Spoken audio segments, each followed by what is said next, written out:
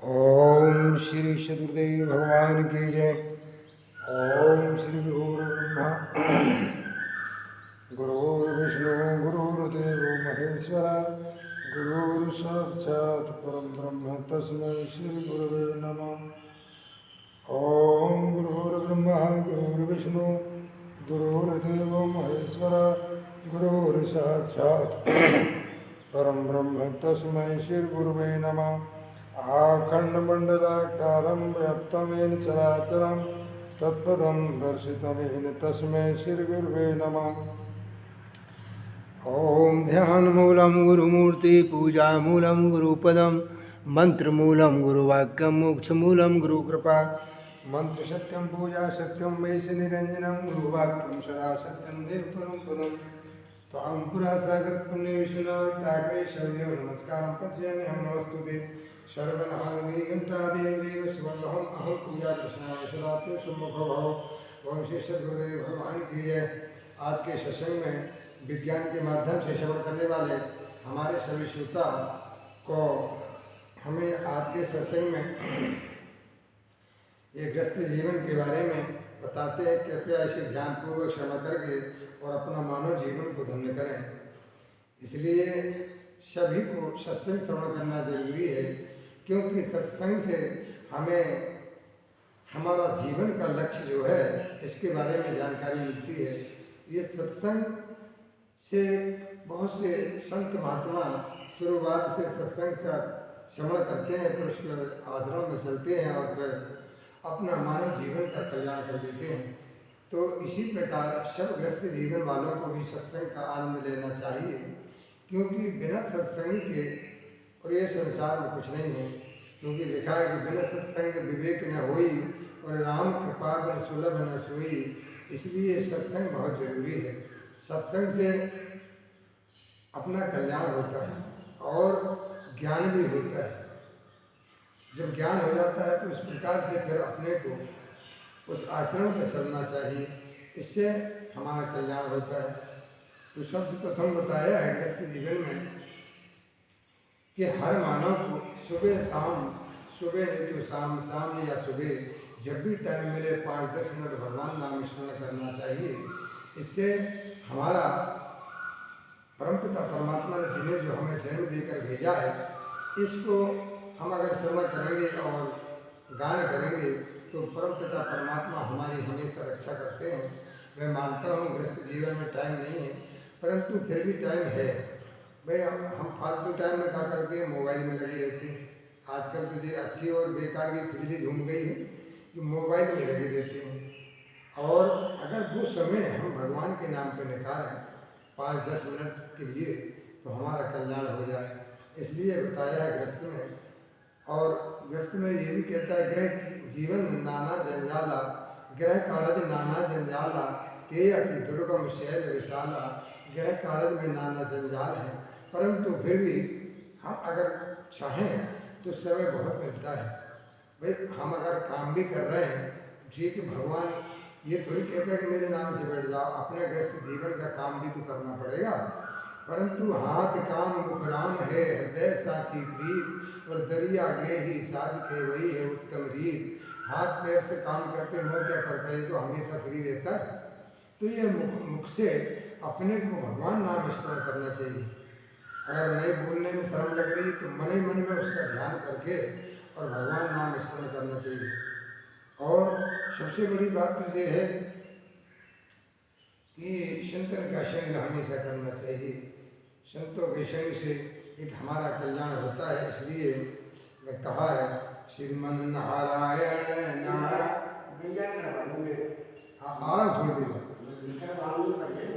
श्रीमन नारायण नारायण नारायण, भजमन नारायण नारायण नारायण, लक्ष्मी नारायण नारायण नारायण।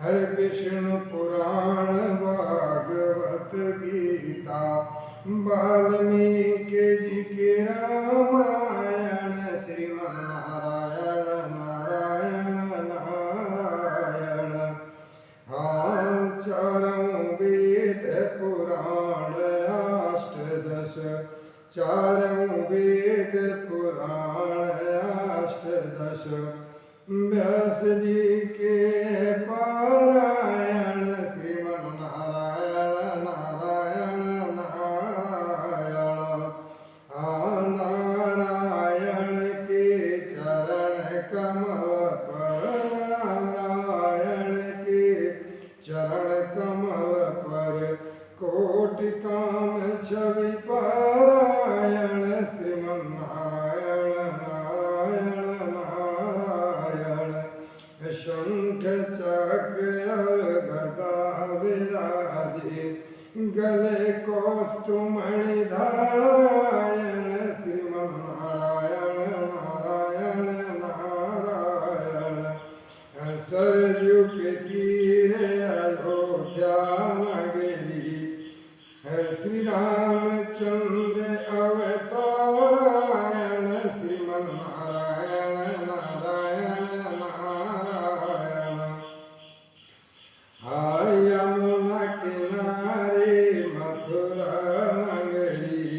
मथुरा नगरी श्याम जुकी नगरी श्याम सुंदर अवतारायण श्रीमन्नारायण नारायण नारायण हर जो नारायण नाम लेता है जो नारायण नाम लेता है पाप हो सब छायण श्रीमन्नारायण नारायण नारायण जो कोई भक्ति करे माधव की जो कोई भक्ति करे माधव की माता पिता कुल तारायण श्रीमन्नारायण नारायण नारायण हाँ माधव दास आस रघुवर की भवसागर भय पारायण श्रीमन्नारायण नारायण नारायण सत्यनारायण नारायण सत्यनारायण नारायण नारायण लक्ष्मी नारायण नारायण नारायण बद्री नारायण नारायण नारायण श्रीमन्नारायण नारायण नारायण भजमन नारायण नारायण नारायण। इस प्रकार नारायण नाम लेना चाहिए। और अगर सोते टाइम ये भगवान का नाम लेकर फिर इसके बाद सोया जाए तो पूरी रात मंगलमय हो जाती है। इसी प्रकार सुबह मुखमंजन करने के बाद अगर स्नान नहीं कर सकते, मुखमंजन करके हाथ पैर धोकर जलाचमन करके पवित्र होकर अगर 10 मिनट बैठ के 108 नाम नारायण के लिए लिया जाए तो इससे बहुत बड़ा कल्याण होता है। ये नारायण स्वयं भगवान राम नारायण है, भगवान कृष्ण नारायण है, भगवान विष्णु नारायण है। तो ये नारायण नाम जो है ये बहुत ही कल्याणकारी नाम है। इसको तो जरूर आदमी को लेना चाहिए। इस नारायण नाम से बड़े बड़े पाखंडी पापी भी हो तो उसका भी भगवान कल्याण करते हैं, क्योंकि भगवान कहते हैं कि अगर मेरी ओर आ रहा है तो तेरे जितने भी पाप कर्म हैं सब मैं क्षमा करूँगा। इसलिए नारायण नाम स्मरण जरूर करना चाहिए। हर मानव को ये कर्तव्य है, परंतु अपनी अपनी बीमारी में लगे हैं। अब किसको कौन कहे, हमारा तो कहने का काम है, अब मानना नहीं मानना आपका काम है। और जो भी हमने कहा है इसे आप श्रवण करके और अपना मानव जीवन का कल्याण करें, क्योंकि इससे और कुछ नहीं तो अपने आप में आप करके देखें। अगर हम कह रहे हैं ऐसा ना हो तो फिर कहना कि कम से कम इसके नियम रहते हैं। 1 लाख नाम लेने से और अपने आप कल्याण हो जाता है और कोई पैसा नहीं लग रहा है। खाली 5-10 मिनट डेली नाम स्मरण किया जाए तो भगवान कल्याण करते हैं। इसी प्रकार सभी शास्त्र कहते हैं जैसे कि जिसके ऊपर खूब कर्ज चढ़ गया तो पद्म पुराण में बताया है कि 10 पुत्रों समा कन्या 10 कन्या समातरु, 1 कन्या 10 पुत्र के बराबर होती है। इसी प्रकार एक तुलसी वृक्ष लगाया जाए और उसका डेली जल चढ़ाया जाए और पूजन किया जाए तो उससे बहुत बड़ा कल्याण होता है। और यह मंत्र हमेशा अगर सुबह शाम इसका स्मरण करे किया जाए तो जो हमारे पे कर्ज चढ़ा हो वो कर्ज से भी मुक्ति मिल जाती है। इसलिए कहा है 10 पुत्रों समा कन्या 10 कन्या समा करो। इससे बहुत बड़ा लाभ होगा आपको। इसको जरूर और डेली इसका श्रवण करें और अगर मुखारबिंद से बोले तो ज़्यादा और अच्छा है। इसको श्रवण करके याद करके और डेली इसको बोले तो ज़्यादा अच्छा है। अब हमारी अधिष्ठात्री देवी माँ राधा रानी के चरणों में समर्पण करते हुए और हम मधुराष्टकम बोलते हैं। अधुरम मधुरम वदनम मधुरम नयनम मधुरम हसितम मधुरम हृदयम मधुरम गमनम मधुरम मधुराधिपतिरखिलं मधुरम वचनं मधुरं चरितं मधुरं वसनं मधुरं चलितं मधुरं चलितं मधुरं भ्रमितं मधुरं मधुराधिपतिरखिलं मधुरं रेणु मधुरे वेणु मधुरा पाणे मधुरा पादो मधुरा नित्यं मधुरं सख्यं मधुरं मधुराधिपतिरखिलं मधुरं रूपं मधुरं तिलकं मधुरं मधुराधिपतिरखिलं मधुरं करुणं मधुरं तरणं मधुरं हरणं मधुरं रमणं मधुरं शमितं मधुरं सवितं मधुरं मधुराधिपतिरखिलं मधुरं करणं मधुरं तरणं मधुरं हरणं मधुरं रमणं मधुरं भ्रमितं मधुरं शमितं मधुरं मधुराधिपतिरखिलं मधुरं गुञ्जा मधुरा माला मधुरा यमुना मधुरा वीथि मधुरा सलितं मधुरं कमलं मधुरं